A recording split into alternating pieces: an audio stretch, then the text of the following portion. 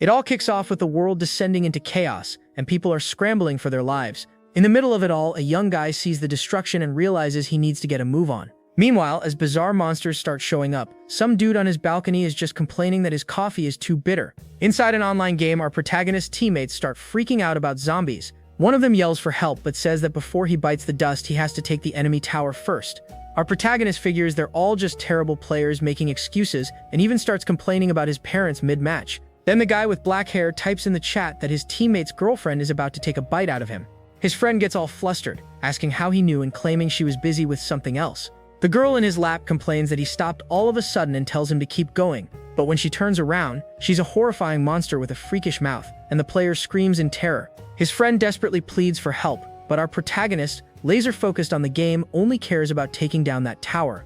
And in the end, he manages to carry the team, feeling pretty pleased with himself for securing the win. Right after that, he hears a knock on the door. It's his neighbor Lu Weiwei begging him to open up, and fast. The young woman explains that there's a bunch of crazies outside biting everyone and she lost her keys.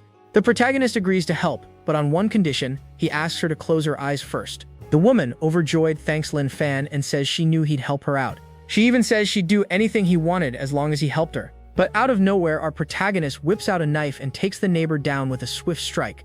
Then he says he helped her, and now she won't have to turn into a zombie. With that, a system notification pops up, letting him know he's taken out a zombie and earned 1 point. And the girl's lifeless body is left lying on the floor after our hero's attack. Here, the guy explains that his name is Lin Fan and he's just an ordinary interior decorator. He says he was living a normal life until everything changed 1 hour ago. In a flashback, we see him try to help his neighbor, but she turned into a monster and bit him. And just as he was about to check out, a zombie survival system appeared. So the guy was reborn and now has a status screen showing his strength and speed. He figures out that's how the system works. Taking out zombies gives him points to get stronger. Suddenly, another bizarre creature shows up and starts feasting on the neighbor's body. The monster, with several eyes on its head, notices Lin Fan and stares him down.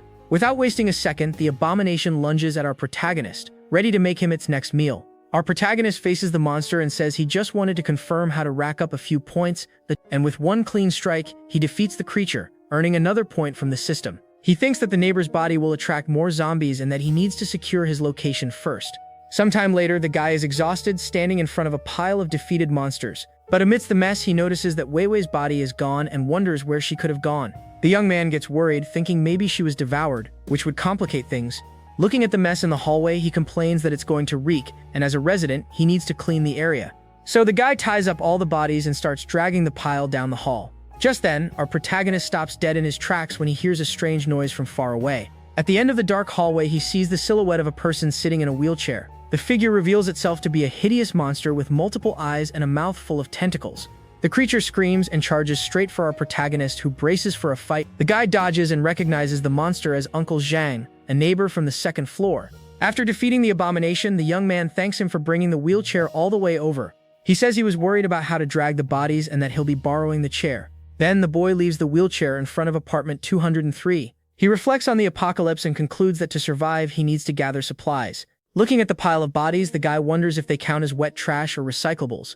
Suddenly, our protagonist snaps his head up as he notices a noise coming from above. It was a bald man on the balcony of one of the apartments trying to get his attention. At that moment, the guy recognizes him as Mr. Zhou's son, who was known for having a substance abuse problem. The young man remembers this guy stole his bike and beat him up when he called the cops. With a serious face, our protagonist asks the neighbor what he wants. The bald guy is shocked, thinking the kid is an idiot for talking so loud and attracting zombies. But then he realizes he can use the kid's foolishness to his advantage. The neighbor then writes a note telling Lin Fan to go get him food and drinks. So our protagonist simply replies that he's not going to do that, and that's final. The bald guy gets angry and starts yelling insults at the kid from up there. But he calms down and writes that he'll let the young man live with him and that he knows a secret safe zone. Even with the offer, the black-haired boy refuses to help his neighbor. The bully gets furious and says the kid is an ungrateful brat and that he won't go easy on him. With that, the bald guy starts throwing things from his balcony to hit our hero. The objects rain down everywhere, but our protagonist doesn't even flinch, just stands there. Just then, all the noise attracts a few zombies, which come running down the hallway. The neighbor laughs and asks if the kid is scared, if his legs are too shaky to run. But without breaking a sweat, Lin Fan quickly takes down one of the creatures. The system confirms the takedown and adds another point for the young fighter. The bald guy's jaw drops at the strength the kid just showed. He points to the other monster and laughs, saying that anyone who disobeys him deserves what's coming. Our protagonist then slings a zombie's body over his shoulder and agrees that there's still one left. Next thing you know, he hurls the monster straight onto the smug neighbor's balcony. The bald guy freaks out as the monster flies toward him, screaming and asking what the kid is doing. With nowhere to run, the bully ends up catching the creature and freezes in fear. Meanwhile, Lin Fan grabs his bike and rides off, listening to the neighbor's desperate screams. He arrives at a supermarket, and the system alerts him that he's earned another point for taking out a zombie. Along the way, he continues to eliminate the creatures, racking up points to get stronger. Inside, our protagonist fills a bag with supplies and heads to the checkout to pay. With the groceries on his bike, he thinks he needs a better weapon than a kitchen knife. Suddenly, the guy goes on high alert when he senses strange movement down the street. The sound of multiple zombies echoes through the night, and he wonders where a bus came from. The sound of the vehicle's engine had attracted a horde of monsters that were chasing it. Our protagonist presses a button on the side of the bus, which starts beeping. Suddenly, he has a flashback and is shocked as he remembers something from his past. Inside a car, a woman is complaining about a boy, saying she wants to get rid of him already. The boy was a younger Lin Fan, crying while hugging a teddy bear and calling for his mom. His aunt gets annoyed with the crying and yells at the boy, threatening to hit him. Furious, the woman tries to grab the steering wheel from the driver, telling him to stop the car right now. The child in the back seat watches the two adults fight, terrified by the situation. With tears in his eyes, little Lin Fan could only see the danger ahead. At that moment, their car ends up slamming right into the side of the bus.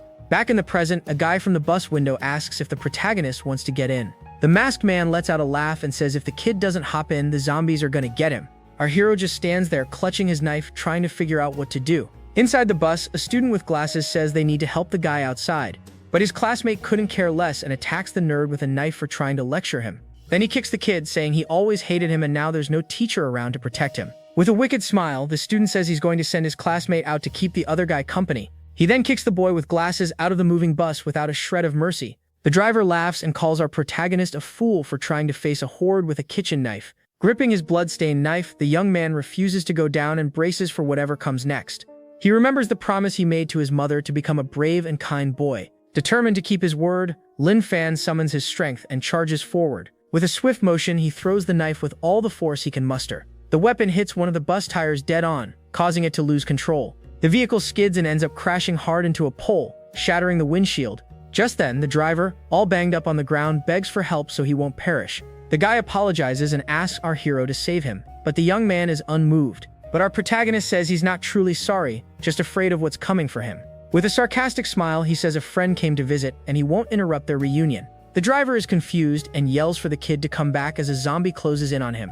And just like that, the monster attacks the guy with no one around to help. The street is a total mess, with the overturned bus and a crowd of zombies swarming the wreckage. Meanwhile, our protagonist walks away, and his status shows his strength is now super high.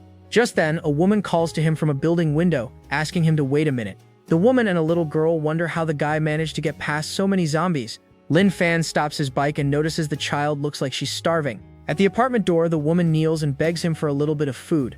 The guy then offers 2 pumpkins and a winter melon but says he'll have to sell them to her. The woman is confused by the idea of buying food in the apocalypse, but decides to go along with it. But then our protagonist spots a really cool sword hanging on her apartment wall.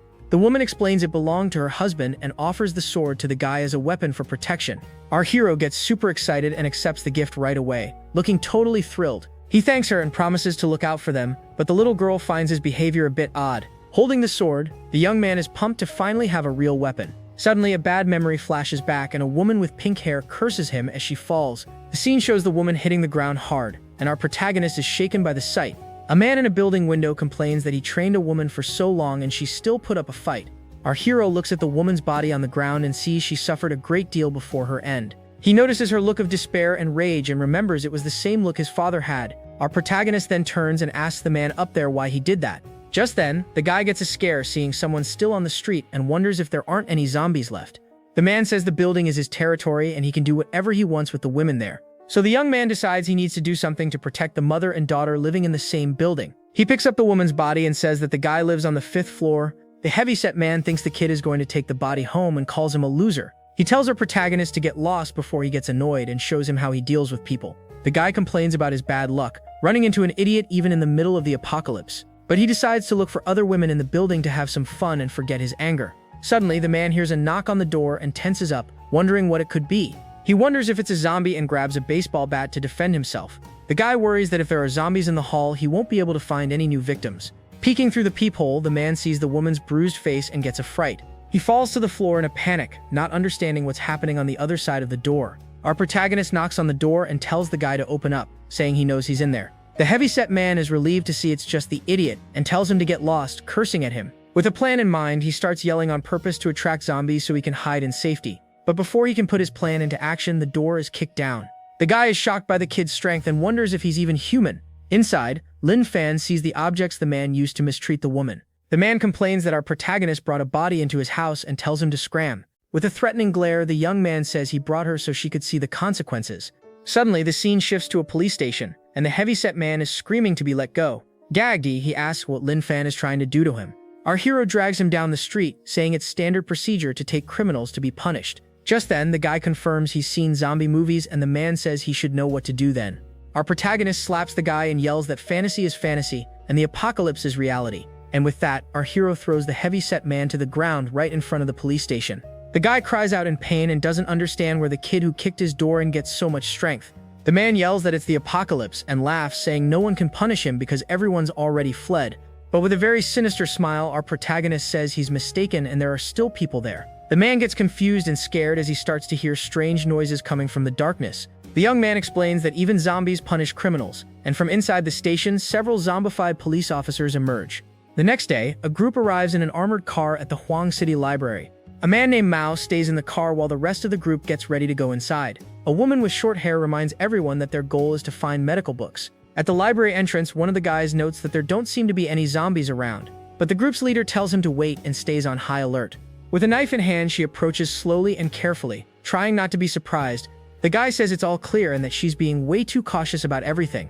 The woman ignores his comment and tells everyone to find the medical books section. But suddenly, a friendly voice greets the group and they all jump. One of the guys screams in fear and asks if that's a talking zombie. Our hero tells them to calm down, says he's a living human, and asks what they're doing there. With a gardening book in hand, the guy says he's just reading, like anyone would in a library. The guy in the cap remarks that the leader's question was kind of dumb and she tells him to shut it. Just then, our protagonist says he doesn't want any trouble and that they can carry on, as long as they're quiet. As the guy walks away, the group whispers that his sword looks like it's from a game and thinks it's a trap. The leader tells the group to be quiet and to avoid any conflict with the strange guy. She has a bad feeling and thinks it's best if they just grab the books and leave quickly. After finding what they needed, the group prepares to leave the library quietly. But our protagonist, sitting at a table, asks them to wait a moment. The woman tenses up, wondering if he's going to attack them, and asks if there's a problem. The guy explains that they need to check out the books they're taking since they don't belong to them. The group is completely stunned, wondering what kind of asylum this guy escaped from to be worried about library cards during the apocalypse. The leader asks if he knows what's going on outside and concludes he's not all there. Lin Fan says he knows about the apocalypse and the zombies, but other than that, nothing's changed. The woman is speechless and asks if he's serious about what he's saying. One of the guys in the group gets annoyed and says they got what they came for and it's best if everyone just minds their own business. Our hero says he doesn't want any trouble and introduces himself, giving his address in case of an emergency. The group is left speechless by the guy's attitude and doesn't know what to think or say. They thank him and rush out of the library, convinced the guy has a screw loose. Our protagonist is sad that he didn't get a chance to ask for their names before they left. Our protagonist then decides he needs to study agriculture to become self-sufficient. Meanwhile, the scene shifts to a secret underground base in the middle of a desert. Inside, a scientist reveals that according to their tests, the zombies' cellular activity is increasing every day. Another researcher asks if that means the monsters are evolving, and the answer is yes. An important-looking man wants to know if they can create an antibody, but the virus is highly unusual. The scientist is shocked to hear about zombie genes and realizes they are reanimated corpses. Back at the apartment complex, our protagonist finds an open area perfect for planting his vegetables. With his sword on his back, he gets ready to clear the area and start his garden. The guy shouts up at the buildings announcing he's going to plant there and asking if anyone has a problem with it. But the noise attracts a group of zombies that come running toward him. The monsters charge ahead, but the young man is ready for a fight and isn't intimidated. With his sword in hand, he faces the horde of creatures without any fear. The system notifies him that he's gaining points for every zombie he defeats in battle. With his newfound strength, our protagonist takes down all the monsters with ease. Now he can plant his vegetables in peace without worrying about being attacked by zombies. He concludes that there's no one else alive in the complex, so no one will steal his plants. Feeling hungry, the guy decides to get something to eat and takes the opportunity to check on the mother and daughter he helped. He brings them soft-shelled turtles because the other food from the market has gone bad.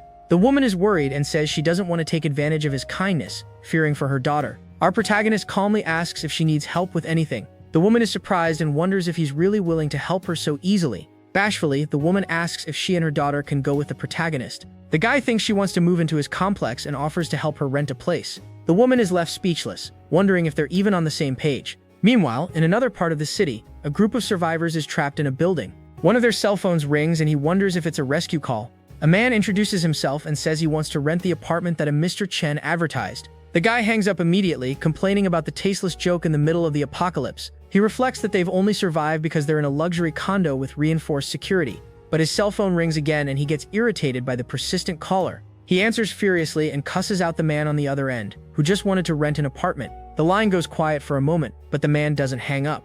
Our protagonist realizes people are on edge and decides to call Mr. Chen again. He insists he just wants to rent the apartment and asks the guy not to get so worked up.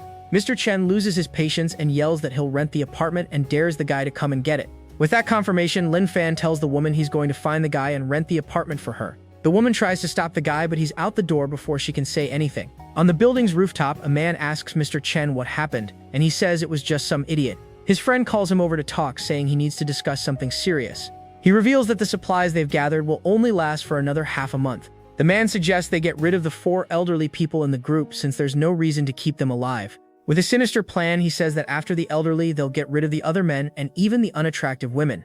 Meanwhile, a group of women talks worriedly about the situation they're in. The 2 men with sinister looks agree to keep the pretty women alive to have fun with. Our protagonist pedals through the city, yelling at the zombies to get some exercise. His status shows he's even stronger now with above-average stamina.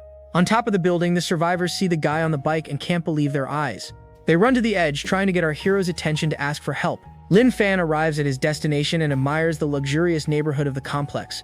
He realizes he's lost the horde of zombies, which couldn't keep up with his pace. On the rooftop, Mr. Chen gives instructions to the group, promising they'll live better with him. The elderly folks talk among themselves, realizing the younger ones see them as dead weight. So the retired soldier and his doctor wife decide to leave what little hope is left for the younger generation. The retired military engineer agrees that it's time for them to accept their fate. The elderly couple agrees that survival is the most important thing now. The retired teacher apologizes to her husband for dragging him into this situation. The 2 group leaders laugh and congratulate each other on convincing the others. With a sinister plan in mind, the man plots to be the last one standing and have everything for himself. But suddenly, one of the elderly men appears and says they overheard their entire plan. The old man says they won't be taking any supplies and that the young ones don't need to push them off the building. The other survivors panic, saying they need to throw the elderly people off the roof. Suddenly, they hear a knock on the rooftop door and someone calls for Mr. Chen. It's our protagonist here to rent the apartment, and the men are shocked by his presence. Mr. Chen gets angry and yells at the kid for wanting to rent a place in the middle of the apocalypse.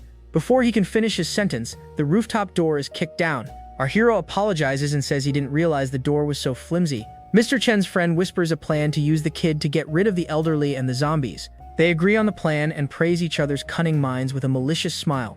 Our protagonist asks who Mr. Chen is, and the man says the place is his and he can leave. The guy thanks him and offers 5,000 in cash, saying it's all he has at the moment. So Mr. Chen takes the money and tells the guy to stay as long as he wants just so he'll leave. Lin Fan thanks him, but before he leaves, he turns around and asks a question. He calls out for Grandpa Zhou Aijun, and the old man is surprised to be recognized. Our hero says he saw him on TV and calls him a hero for leading the country's weapons team. Our protagonist asks if the elderly people are planning to leave the rooftop since it's dangerous outside. They explain that they'd rather leave the supplies and hope for the younger ones. With a cold, determined look, the guy glares at the other survivors in the group. Mr. Chen and his friends feel a chill run down their spines and realize the kid is dangerous. Just then, our hero invites the elderly to come with him, promising to protect them. With a smile, he says he's strong and can find a place for them to stay for the time being. The elderly are confused by the offer to rent a house in the middle of the apocalypse. So Lin Fan insists, saying they're coming with him, no arguments, and leads them away by the hand. Mr. Chen tries to stop them, but his friend holds him back and tells him to let them go. He explains that things will go on as before, but with a slight change. With a wicked smile, he reveals his plan to use the elderly as bait for the zombies.